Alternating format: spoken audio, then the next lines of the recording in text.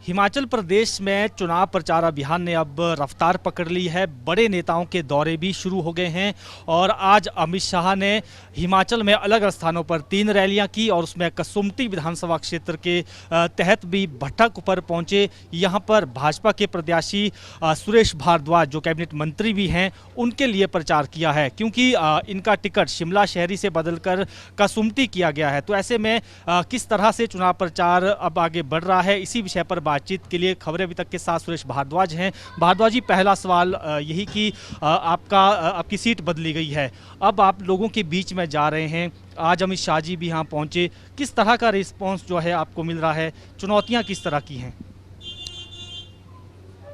देखिए, ये नया चुनाव क्षेत्र है और इस नए चुनाव क्षेत्र में पहली बार 19 अक्टूबर को डिसाइड हुआ टिकट, 21 अक्टूबर को नॉमिनेशन पेपर भरा। उससे पहले ये मालूम नहीं था कि मुझे कसुम्पटी जाना है, लेकिन मैं धन्यवाद करूंगा कसुम्पटी विधानसभा क्षेत्र के सभी कार्यकर्ताओं का और जनता का कि उन्होंने नॉमिनेशन पेपर भरने की प्रक्रिया के बाद से ही कसुम्पटी विधानसभा क्षेत्र में जिस प्रकार से अभियान में जो है वो एक सहयोग देना प्रारंभ किया है, वो मेरे लिए भी अप्रत्याशित है, जिससे मैं अंदाज़ा लगा सकता हूं कि सारे प्रदेश में भारतीय जनता पार्टी की सरकार बनाने के लिए एक तीव्र जो है वो आंधी आज चल रही है। कसुम्पटी विधानसभा क्षेत्र जो पिछले 20 वर्षों से भारतीय जनता पार्टी को नहीं मिल पाया था, वहाँ पर अगर इतना रिस्पॉन्स मिलता है तो प्रदेश में आप अंदाज़ा लगा सकते हैं कि इसका जो है रिस्पॉन्स कितना अधिक होगा। इसलिए इस क्षेत्र में मुझे जन समर्थन मिल रहा है, धीरे धीरे हम आगे बढ़ रहे हैं। लगभग सभी ग्रामीण क्षेत्रों में एक बैठक मैं कर चुका हूं। शहरी क्षेत्र तो मेरे साथ लगता हुआ क्षेत्र था, अधिकांश स्थानों पर जाना होता है, लेकिन इसके बाद उन क्षेत्रों में भी जो है वो हम कोशिश करेंगे।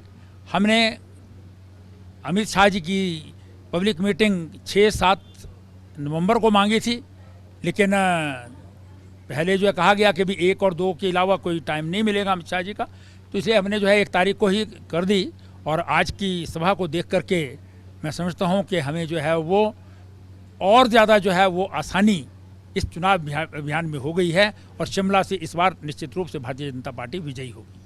यहाँ से क्योंकि काफ़ी सारे लोग भी टिकट के चाहवान थे, 2017 में भी प्रत्याशी रहे हैं, आप आश्वस्त हैं कि सबका सहयोग अब मिल रहा है और एक छत के नीचे सभी जो है प्रचार कर रहे हैं, कमल का फूल खिलाने की कोशिश करेंगे, 20 साल का सूखा है यहाँ। जी, ये भी हमारे लिए सौभाग्य की बात है और हिमाचल में ऐसा विधानसभा क्षेत्र बहुत कम होंगे जहाँ पर पिछले सभी प्रत्याशी या जो इस बार भी टिकट के चाहवान थे, उन्होंने एक भी शब्द बोले बगैर तुरंत टिकट अनाउंस होने के एकदम बाद से इकट्ठे मिलकर के जो है वो चुनाव अभियान प्रारंभ कर दिया।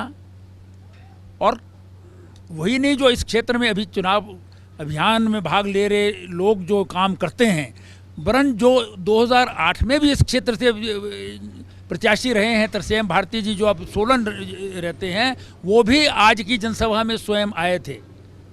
और जितने भी चाहवान थे या हमारे प्रत्याशी थे, चाहे 2012 के रहे हों, 2017 के रहे हों या 2003 से पूर्व हमारे जो हैं वो यहाँ से विधायक और मंत्री रहे हैं, रूपदास कश्यप जी, सभी जो हैं वो बढ़ चढ़ करके चुनाव अभियान में भाग ले रहे हैं। अगर बात करें, आपका जो विधानसभा क्षेत्र पहले शहरी था, अब इसमें ग्रामीण हिस्सा भी आता है। आपने कहा कि बहुत सारी जगह आप जाकर आ चुके हैं, किस तरह की समस्याएं आप देख रहे हैं, मुद्दे किस तरह के यहाँ पर हैं जो लोग आपसे भी बात कर रहे होंगे, आप ही देख रहे होंगे? देखिए, यहाँ पर जो है सबसे बड़ा मुद्दा तो आज ये है कि 10 साल में विधायक को देखा नहीं गया अधिकांश स्थानों पर, और जहाँ देखा भी गया है वहाँ पर चंद व्यक्तियों के बीच में देखा गया है। आम जनता से जो है उनका जुड़ाव नहीं है और विकास के नाम पर जो है काम नहीं है। ये सबसे बड़ा मुद्दा है इस क्षेत्र का। और दूसरा, यहाँ पर मुद्दे जो हैं वो बहुत सारे हैं, अलग अलग क्षेत्र हैं। कुछ क्षेत्र ठियोग से डिलिमिटेशन में कसुम्पटी में मिला है, कुछ शहरी क्षेत्र है, कुछ कसुम्पटी का ओरिजिनल क्षेत्र है। यहाँ पर टूरिज़्म की अपार संभावनाएं हैं, लेकिन पिछले 20 वर्षों में कुछ नहीं हुआ। यहाँ पर हम जो हैं वो आपको सब्ज़ी जो है वो ऑफ सीज़न वेजिटेबल्स होती हैं, उनकी मार्केटिंग का कोई प्रबंध नहीं है। यहाँ पर सेल्फ हेल्प ग्रुप्स जो हैं वो काम करते हैं, लेकिन शहर में और बाकी स्थानों पर उनकी मार्केटिंग के लिए कोई आवाज़ नहीं उठाता है।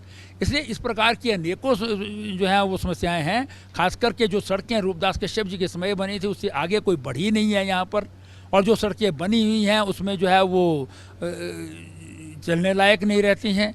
नई चीज़ यहाँ कोई बन नहीं रही है। बहुत सारे वायदे जो हैं हमारे विधायक जी ने किए थे, वो उन वायदों की जो है वो पिछले उनके मैनिफेस्टो मेरे पास हैं, जिसमें से एक भी चीज़ पूरी नहीं हुई है। अगर यहाँ पर कुछ पिछले 10 वर्षों में किया है तो भारतीय जनता पार्टी के कार्यकर्ताओं में पिछले 5 वर्षों में किया है। ज्योति सेन जी ने किया है, 2 सब तहसीलें बनाई, एक सब तहसील को जो है अपग्रेड किया, कुछ जो हैं वो वेटरनरी डिस्पेंसरीज या दूसरी जो हैं वो अपनी PHCs इत्यादि जो है उन्होंने बनाई है, और इसके अलावा जो है कुछ स्कूलों को अपग्रेड भी करवाया है। लेकिन विधायक की तरफ से जो है वो जो 18 करोड़ के लगभग उनकी 10 साल की विधायक निधि है उसका भी जानकारी नहीं है किसी को कि कहाँ दी है। कम से कम जो ये 12 वार्ड नगर निगम के हैं इसमें एक पैसा नहीं दिया गया है कहीं। उसके साथ लगता है वो जो शहरी क्षेत्र है, सेमी अर्बन है, वहाँ भी कोई पैसा नहीं दिया गया, और अगर दिया गया है तो कुछ अपनी चहेती जगहों पर जो है वो बहुत अधिक पैसा दे दिया, उसके मुकाबले पर जो है 20 गुना कम पैसा जो है वो दूसरी किसी पंचायत में दे दिया होगा, नाम मात्र को दिया है, लेकिन विकास के काम के लिए नहीं हुआ।